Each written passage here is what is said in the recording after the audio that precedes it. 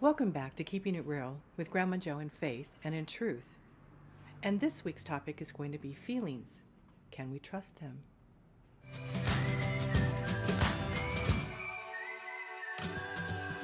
Feelings and emotions are a gift from God.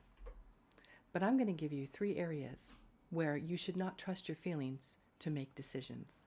And the first area is going to be in relationships. So it'll be relationships and love and friendships.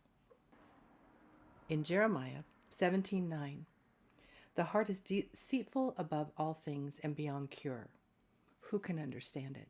We've all heard the term lovesick when we've been head over heels in love with someone. But that's not the emotion that we make the decisions with. When we're dealing with relationships and friendships, 1 Corinthians 15:33, do not be misled. Bad company corrupts good character. And that's both ways. Even our bad character can corrupt someone. So when we're dealing with relationships, we should be looking at mutual character. We should be looking at integrity. We should be looking at compassion. We should be looking at not living our life according to self, when it's just always all about me. And when it's a long-term relationship and friendship, we should be looking at shared faith values. So our second area is going to be in major decisions that we should not trust our feelings. This would be marriage. Maybe we're in a marriage already and we think, oh, I just feel like I can't handle this any longer. We want a divorce. Well, obviously, we don't trust that feeling to make that decision. Or maybe it's a business partnership. Again, where we're going to use those measures about character and integrity, compassion, shared values. God always tells us that we should seek out wise counsel. Proverbs 19:20, listen to the advice and accept discipline, and at the end you will be counted among the wise. So good counsel sometimes tells us even what we don't want to hear. And the third area is in faith-based leadership. Are we following someone because we feel good about them? Or maybe we have a friendship with them, or we've known them a long time?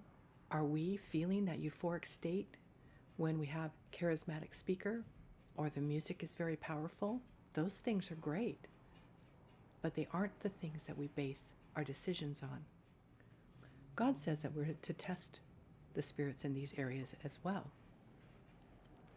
1 John 4:1, dear friends, do not believe every spirit, but test the spirits to see whether they are from God, because many false prophets have gone into this world. Let's talk about the beauty side of emotions. Here's a few. We can love beyond ourselves. We can laugh often. We can mourn deeply with someone. We can fear respectfully. God says, fear the Lord. And even anger to protect ourselves and others when necessary. Because God is clear that we should not sin in our anger and that we should speak the truth in love. But these feelings need to be combined with the Holy Spirit and with self-control.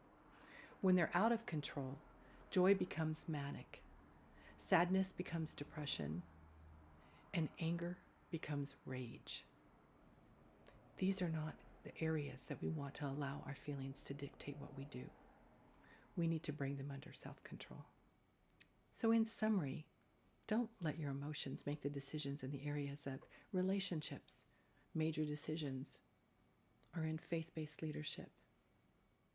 But instead, and here's our challenge verse, James 1:5, if any of you lacks wisdom, you should ask God, who gives generously to all without finding fault, and it will be given to you.